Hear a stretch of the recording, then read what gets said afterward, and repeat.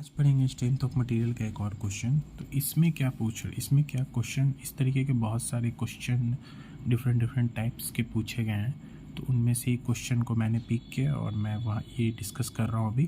तो ये question discuss करने के बाद बाकी आपको उन सब क्वेश्चन के बारे में आइडिया मिल जाएगा।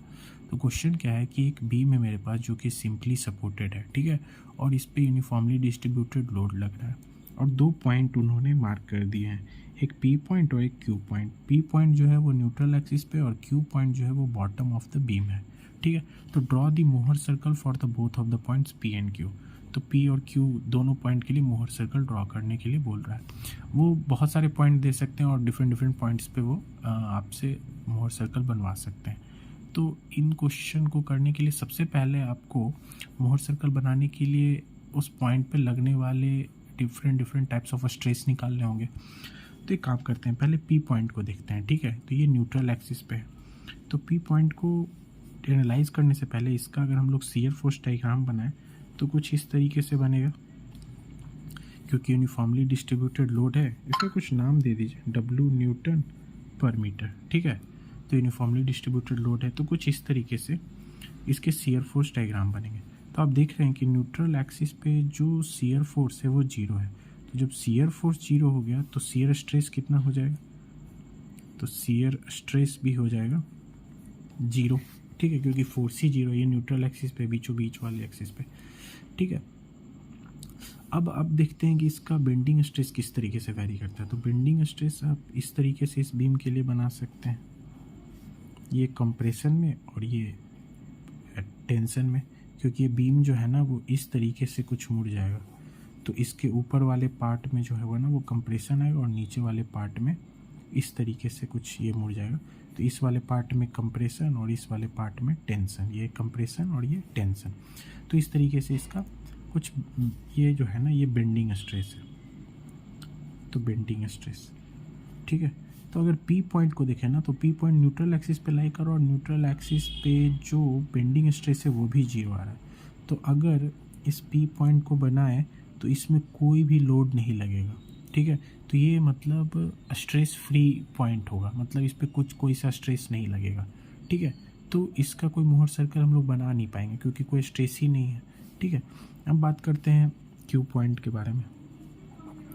तो जो क्यू पॉइंट अगर गौर से देखें तो वो बॉटम ऑफ द बीम है। तो बॉटम ऑफ द बीम है तो अगर इसका अगर हम लोग शियर स्ट्रेस डायग्राम कोई बीम का बनाएं तो कुछ इस तरीके से ऐसा बनता है शियर स्ट्रेस, ठीक है। तो बॉटम ऑफ द बीम में जो है ना वो भी वहाँ पे भी शियर फोर्स जो हो जाएगा ना, सॉरी शियर स्ट्रेस, तो वो कितना हो जाएगा, जीरो हो जाएगा। और अगर हम लोग देखें कि बॉटम ऑफ द बीम में जो बेंडिंग स्ट्रेस कितना लगेगा, तो देख रहे हैं बेंडिंग स्ट्रेस ऐसा टेंसाइल लग रहा है। तो ये अगर जो क्यू पॉइंट है ना तो इसमें कुछ इस तरीके से पी अमाउंट का मान लेते हैं, ठीक है। पी तो दिया हुआ है सिग्मा, ठीक है।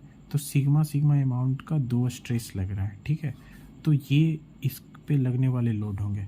तो अगर ये हमको पता है तो फिर हम मोहर सर्कल आराम से निकाल सकते हैं कि अगर इसका सिग्मा एन निकालेंगे तो कितना आ जाएगा, sigma by 2 cos square theta, और फिर टाउ एक्स वाई निकालेंगे तो वो something sigma by 2 sine 2 theta आएगा। और इन दोनों को ऐसा रिप्रेजेंट कर देंगे और टाउ एन, ठीक है। तो ये तो मतलब कोई भी थीटा पे निकाल रहे हैं हम लोग, लेकिन अगर सिर्फ सिग्मा है तो ये तो नॉर्मल स्ट्रेस और शियर स्ट्रेस हम लोग किसी भी प्लेन पे निकाल देंगे। लेकिन अगर इसका शियर मोहर सर्कल बनाना हो तो ये और कोई स्ट्रेस नहीं लग रहा है, सिर्फ एक एक्सिस में सिग्मा स्ट्रेस लग रहा है। तो यही मैक्सिमम स्ट्रेस हो जाएगा, प्रिंसिपल स्ट्रेस। और सिग्मा वाई कितना है, जीरो है, ठीक है। ये सिग्मा का है, ये टाउ का है, ठीक है। तो इन दोनों के बीच में कहीं इस तरीके से हमारा मोहर सर्कल लाई करेगा, ठीक है। और ये जो हो जाएगा ना ये सिग्मा एक्स बाई 2 जो हो जाएगा मैक्सिमम शियर स्ट्रेस हो जाएगा। और इस तरीके से हमारा मोहर सर्कल इस पॉइंट के लिए, क्यू पॉइंट के लिए इस तरीके से लाई करेगा। तो होप ये वीडियो आपको पसंद आया हो।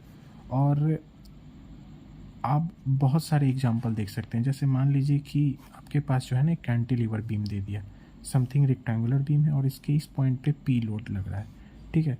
और आपको अब बोलेगा कि इसके डिफरेंट डिफरेंट पॉइंट्स पे न्यूट्रल एक्सिस क्यू पॉइंट पे इस तरीके से आप मोहर सर्कल ड्रॉ करें। ये न्यूट्रल एक्सिस है मान लीजिए, ठीक है। तो इसके डिफरेंट डिफरेंट पॉइंट्स पे, पी पॉइंट्स पे, क्यू पॉइंट्स पे, आर पॉइंट्स पे मोहर सर्कल ड्रॉ कीजिए।